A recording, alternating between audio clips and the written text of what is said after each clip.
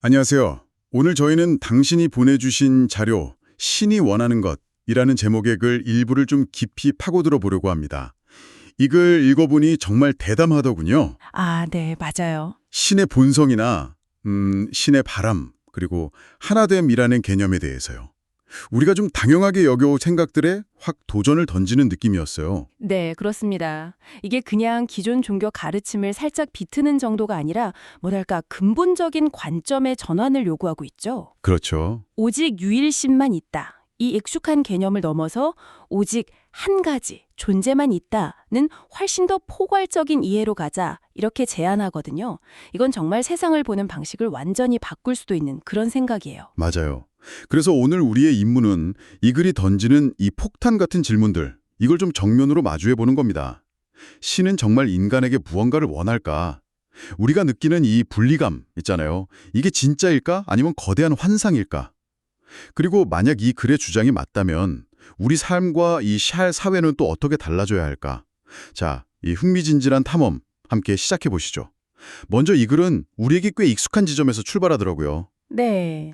대부분의 주요 종교가 오직 한 분의 신을 강조한다는 사실 말이죠. 이슬람의 알라 외에 다른 신은 없다라든가 유대교, 기독교의 그 십계명 첫 구절처럼요. 그렇죠. 대부분 그렇죠. 근데 이 글은 거기서 멈추지 않아요. 한 걸음 더 나아가서 오직 한 가지 존재만 있다는 관점으로 도약하자고 제안합니다. 이게 근데 기존 종교를 부정하거나 버리자는 그런 뜻은 아니라고 딱 선을 긋습니다. 오히려 그 핵심 진리를 더 깊고 넓게 이해하자는 거죠. 예를 들면 이슬람 신비주의, 그 수피즘에서는 이미 신 말고는 아무것도 없다는 경지에 도달했다. 이런 언급도 하고요. 오직 한 가지만 존재한다. 와, 이게 진짜 받아들여진다면 모든 것이 신의 일부거나 아니면 신 그 자체라는 거잖아요. 네, 그렇죠. 그럼 우리가 보통 어려울 때 외부의 어떤 존재에게 도움을 청하고 기도하고 그러잖아요. 네. 그런 신앙의 형태는 좀 어떻게 되는 걸까요? 뭐랄까, 의지할 대상이 사라지는 건 아닌지 좀 불어날 수도 있겠는데요. 아, 정확한 지적이세요.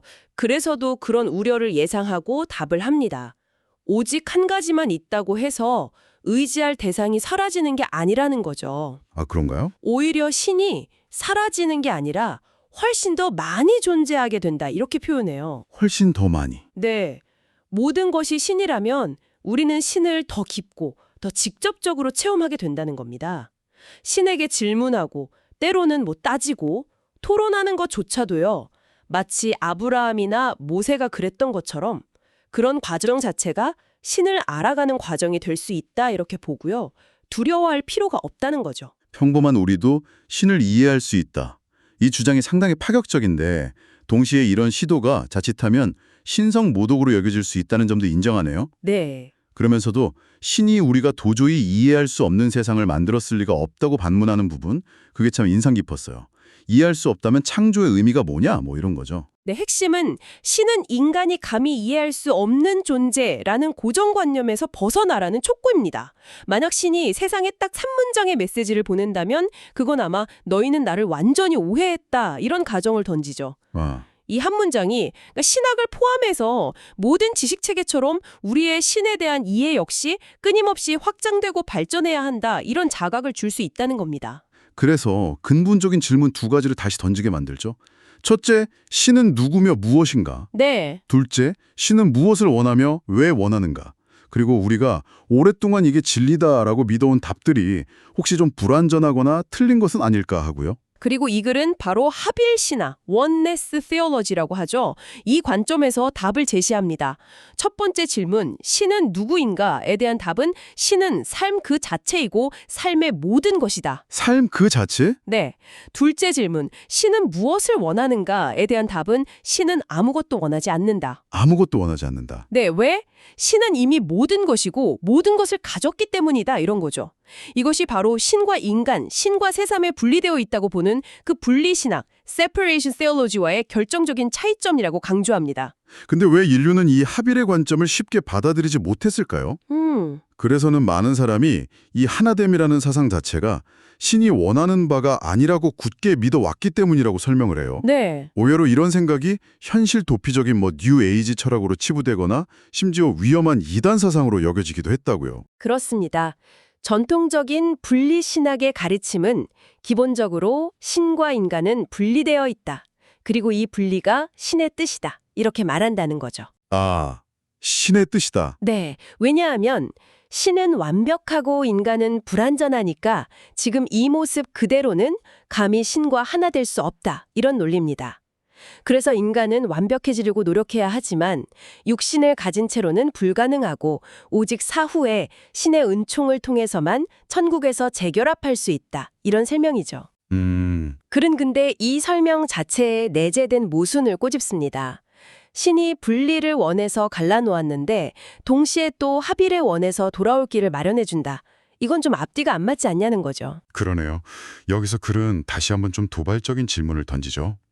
이 복잡한 분리와 재결합의 드라마, 이게 정말 신이 원하는 걸까? 네. 그리고 단호하게 아니다 라고 답해요. 신은 인간과의 하나됨, 원네스를 원하지 않는다는 거예요. 왜냐하면 신은 이미 하나됨 그 자체, 원네스이기 때문이죠. 이미 경험하고 있는 상태를 원할 수는 없다 이런 논리입니다. 아, 이미 가지고 있는 걸 원할 수는 없다. 그렇죠. 우리가 하나됨을 경험하지 못하는 이유를 흥미롭게 설명하는데요. 우리가 이미 존재하는 하나됨을 계속 부정하기 때문이라는 겁니다. 부정하기 때문에. 네. 이미 있는 곳으로 갈 수는 없다는 비유를 들어요. 아하. 내가 이미 그곳에 있다는 사실을 부정하고 자꾸 떠나려고 할수록 목적지는 계속 멀어지는 그런 역설이죠. 마치 머리 위에 올려둔 안경을 온 집안 뒤지면서 찾는 것처럼요. 네네. 또 하나, 우리가 하나됨과 동일함, sameness를 혼동하기 때문에 하나됨을 두려워한다는 지적도 아주 날카롭습니다. 하나됨과 동일함. 네, 한 손에 5손가락이 다 다르지만 하나의 손에 연결되어 있듯이 하나됨이 개성의 상실을 의미하는 것은 아니라는 거죠. 그러니까 나라는 개성, 정체성이 사라질까 봐 두려워서 분리라는 환상에 매달린다는 거군요. 특히 신과 나 사이의 분리 말이죠. 네, 맞아요. 만약 신과 내가 본질적으로 하나라면 완전히 다른 방식으로 세상을 살아야 할 텐데 아마도 사랑에 기반한 방식으로요. 기존의 종교나 사회 시스템이 우리를 그런 삶에 제대로 준비시키지 못했다는 비판도 담겨 있네요. 그래서는 사랑은 준비가 필요한 게 아니라고 말합니다. 그런가요? 네, 사랑은 우리 존재의 본질이고 너무나 자연스러워서 오히려 사랑하지 않으려고 애쓰는 게 더 어렵다고까지 표현해요. 삶의 모든 것을 사랑하는 것은 그것들에 대한 두려움이 사라질 때 자연스럽게 가능해진다고 설명하고요. 두려움이 사라질 때. 네. 그리고 그 두려움은 우리가 외부의 대상에게서 무언가를 얻거나 필요로 하지 않는다는 것을 깨달을 때 사라진다고요. 왜냐하면 우리가 갈망하는 모든 좋은 것들, 사랑, 평화, 지혜 이런 것들이 이미 우리 안에 있기 때문이죠. 이미 내 안에 있다. 네. 이 내면의 완전함을 발견하면 아직 그것을 모르는 다른 사람에게 자연스럽게 흘려보낼 수 있게 된다고 합니다. 결국 우리 삶은 이 두 가지 근본 감정, 사랑과 두려움 사이에서의 선택이라는 거죠. 개성을 잃을까 두려워하는 건 결국 사랑하는 능력을 잃을까 봐 두려워하는 것과 같다는 해석도 흥미로웠어요. 네네. 나라는 존재 자체가 사랑인데 사랑할 수 없게 되면 나 자신을 잃는 것처럼 느껴지니까요. 하지만 글은 우리가 본질적으로 사랑과 하나이기 때문에 결코 사랑을 이룰 수 없다고 단언합니다. 심지어 홀로, 언론이라는 단어의 어원이 혹시 모두 하나인 올원이 아닐까 하는 추측까지 던지죠. 아, 그 부분 재밌었죠. 네, 외로움 속에서도 우리는 여전히 모두 하나라는 거죠. 네, 결국 핵심 메시지는 우리는 사랑, 즉 신과 분리될 수 없다는 겁니다. 많은 종교가 우리가 신에게서 분리되어 있고 심판받을 수 있다는 두려움을 가르치지만 글은 언젠가 모든 종교가 그 19세기 말 미국에서 시작된 연합교회, 유니티 처치처럼 신과 인간, 모든 생명이 본질적으로 하나임을 선포하게 될 것이라고 예측합니다. 연합교회. 네. 하지만 이 연합교회 기독교회가 주류가 되지 못한 이유는 여전히 대부분의 사람이 분리라는 믿음을 놓지 못하기 때문이라고 분석해요. 분리는 처음부터 끝까지 환상일 뿐이다. 이렇게 거듭 강조하면서요. 자, 이제 이 글에서 가장 도전적이고 어쩌면 가장 받아들이기 힘든 개념으로 넘어가 보죠. 네. 바로 신은 아무것도 원하지 않는다는 주장입니다. 와, 우리는 너무나 오랫동안 신이 우리에게 무언가를 원한다고 배워왔기 때문에 이 생각 자체가 거의 불경하게 느껴질 수도 있을 것 같아요. 그렇죠. 충분히 그럴 수 있습니다. 하지만 이 주장의 논리는 놀랍도록 단순합니다. 만약 신이 문자 그대로 모든 것이라면, 즉 존재 전체이고 모든 것을 이미 가지고 있고 모든 것을 창조하는 근원이라면 도대체 신 밖에 무엇이 있어서 그것을 원하거나 필요로 하겠냐는 겁니다. 하긴 그렇네요. 네. 시작과 끝, 알파와 오메가인 존재에게 부족한 것이 있을 수 있냐는 질문이죠. 답은 명백히 아무것도 없다는 겁니다. 그런데 왜 이 명백해 보이는 진실이 널리 가르쳐지지 않았을까요? 이상하네요. 그래서는 이 진실이 세상을 근본적으로 바꿀 힘을 가졌기 때문이라고 주장합니다.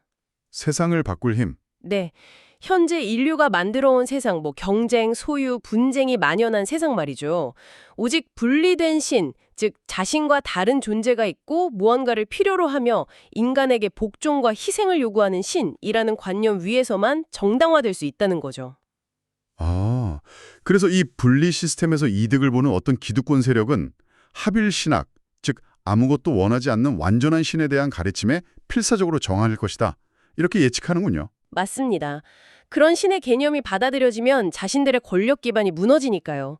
그래서 사회는 아이들에게 어릴 때부터 필요의 신, 달래줘야 하고 복종해야 하며 거역하면 벌을 주는 신을 가르치게 되고 신은 아무것도 원하지 않는다는 생각은 위험한 이단으로 취급될 거라는 설명입니다.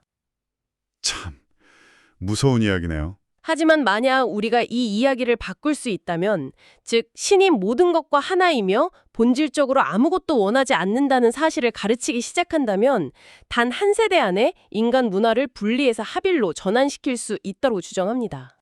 한 세대 안에요? 네, 합일 문화에서는 신뿐 아니라 인간 역시 본질적으로 부족함이 없다는 이해 아래 자원을 나누고 서로 돌보며 고통을 끊을 수 있다, 이런 희망적인 전망을 제시해요. 인류가 자신을 하나로 인식하고 모든 자원을 공유한다면 결핍은 사라질 수 있다는 거죠. 물론 이 이야기를 바꾸는 것이 엄청나게 어렵다는 점도 인정합니다. 신에 대해 우리가 근본적인 실수를 저질러 왔다는 것을 인정해야 하니까요. 네. 개인도 실수를 인정하기 어려운데 사회 전체의 근간이 되어온 믿음의 오류를 인정하는 것은 거의 불가능에 가깝다고 말하죠. 네, 그렇죠.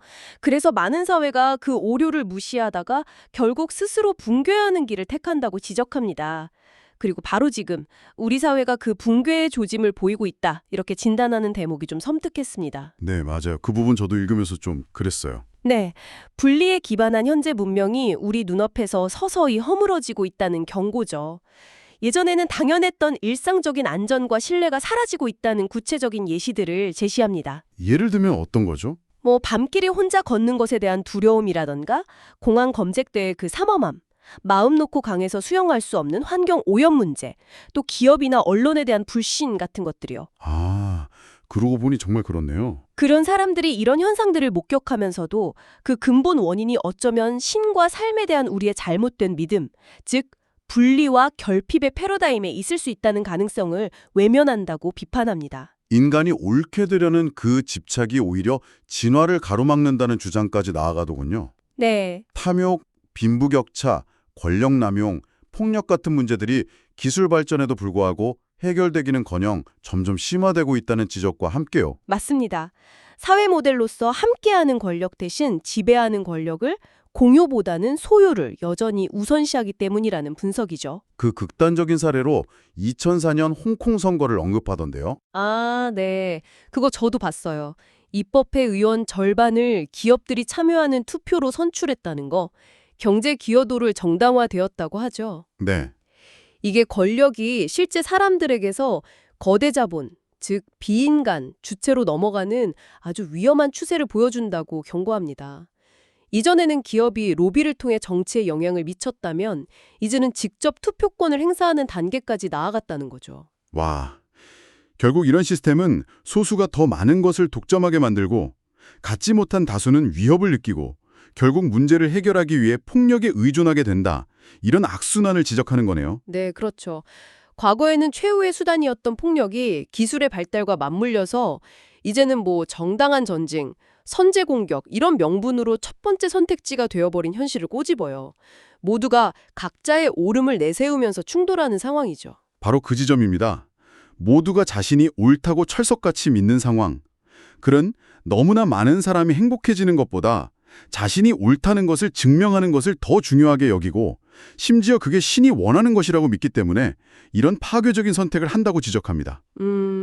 그러면서 마지막에 정말 중요한 질문을 던지죠. 만약 당신이 그토록 확신하는 그 옳음이 사실은 틀린 것이라면 어떻게 될까요? 의미심장한 질문이죠. 오늘 우리는 당신이 보내주신 자료를 통해 정말 근본적인 질문들과 마주했습니다. 하나의 신을 넘어 하나의 존재로, 그리고 무언가를 원하는 신에서 아무것도 원하지 않는 신으로 관점을 전환하는 것이 어떤 의미인지 탐구해봤습니다. 네. 그리고 이 믿음의 변화가 우리 현실과 사회에 어떤 파장을 일으킬 수 있는지에 대한 글의 주장을 깊이 살펴봤고요. 네.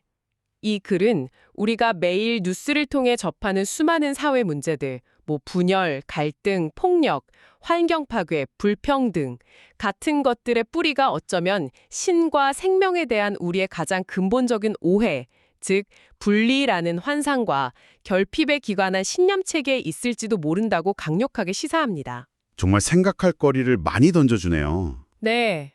오늘 나눈 이야기들이 당신에게도 스시로에게 질문을 던지는 계기가 되었으면 합니다. 만약 우리 사회 구조와 개인의 행동을 지배하는 신이 원하는 것에 대한 그 통념 자체가 우리가 겪고 있는 문제들의 진짜 원인이라면 어떨까요? 분리와 결핍의 시각에서 벗어나서 우리 모두가 본질적으로 하나이며 이미 완전하다는 합일과 충족의 관점으로 전환한다면 당신의 삶과 우리가 사는 세상은 어떻게 달라질 수 있을까요? 이 질문을 잠시 마음에 품고 계속해서 탐구해 보시길 권해드립니다.